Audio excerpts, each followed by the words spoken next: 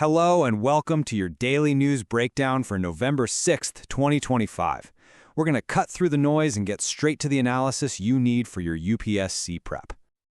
All right, here's what's on the docket today. We'll be hitting polity, the economy, environment, and tech, a look at India's global role, and then we'll finish up with a rapid-fire round for prelims. Let's get into it. First up, polity and governance. We've got some really big stories shaking out in our electoral processes and center-state relations, and these are absolutely essential for your GS paper too. So a huge controversy is brewing over this Special Intensive Revision, or SIR, of the electoral rolls. Now, the Election Commission says, hey, this is just routine cleanup. They call it purifying the lists, getting rid of duplicates, names of people who've moved or passed away. But the opposition is crying foul, alleging this is a cover for mass voter deletions, and Kerala is so concerned it's taking the whole thing to court. And you can see just how complicated this is getting. You've got a state government, Kerala, gearing up for a legal battle. You've got community protests like the Matua community in West Bengal who are worried about their citizenship rights, and you have legal challenges from groups like the ADR. Meanwhile, in Bihar, the process has already flagged and removed over 3.6 lakh names from the rolls. After that awful train collision in Bilaspur, we're now seeing the legal process kick into gear. And what's really important to notice here is Step 1. The FIR was filed under sections of the new criminal law, the Bharatiya Nyaya Sanhita. This is a prime example of the new law being put into action, something you definitely want to keep an eye on. And here we have a classic federalism flashpoint, a real center versus state tussle. The central government has changed the Punjab University Act, basically shrinking its main governing bodies, while the Punjab government isn't having it. They see this as the center stepping on their toes and are getting ready for a court challenge. Okay, let's switch gears and take the pulse of the economy. We're going to look at what's happening with foreign investment and a pretty groundbreaking new government survey. Whoa, just take a look at that number. 1.5 lakh crore rupees. That's the amount foreign portfolio investors have pulled out of Indian stocks. This is a massive outflow, folks, possibly the biggest we've seen in 2 decades. So the big question is, why? Well, here's what the market analysts are saying.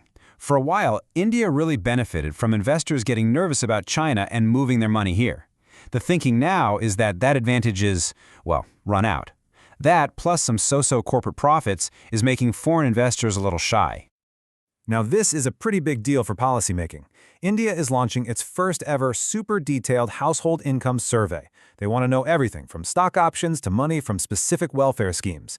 But there's a catch. The pilot study found that a whopping 95% of people are really hesitant to talk about their income, which could make getting accurate data a real challenge.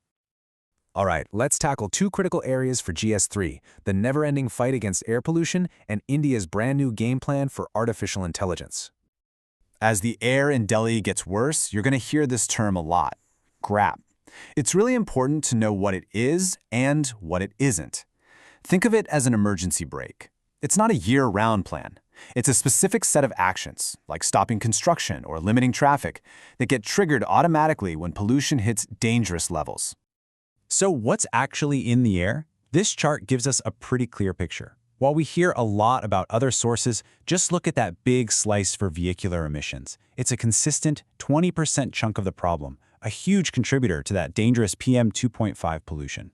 Shifting gears from pollution to pixels, India has just unveiled its new guidelines for AI. The approach is deliberately hands-off. They want to encourage innovation, not stifle it. The entire framework is built around these 7 core ideas you see here. Things like making sure AI is trustworthy, people-focused, and, of course, accountable. Let's do a quick trip around the world, looking at India's role in everything from fighting financial crime to navigating politics in our own neighborhood. Okay, 3 quick but super important updates for you. First, India is taking a real leadership role at the FATF, helping write the new rules for global asset recovery. On the trade front, talks with New Zealand are moving along with a big focus on sharing agricultural tech. And right next door, we're seeing a major political shakeup in Nepal as left parties join forces before the next election. And we're on to our final section, time for the quickfire round. Let's blast through some key facts and figures that are perfect for your prelims notes. Well, this is interesting. In the brand new QS Asia University rankings, there's been a change at the top. China now has more institutions on the list than any other country, pulling ahead of India.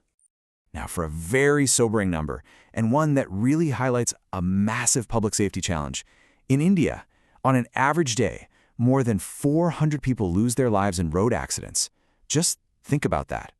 And let's wrap up with a few quick facts from Bihar. You can see the huge scale of the first phase of elections there and a massive cash transfer scheme for women. And, on a cultural note, a really historic moment with the installation of the sacred Jori Sahib at Patna Sahib for the first time in centuries. So I want to leave you with this question to chew on. As India goes for this hands-off, light-touch approach to AI to boost innovation, can that really coexist with the need for transparency and accountability? Is it possible to have both? It's a critical balancing act to think about. Thanks for joining me today.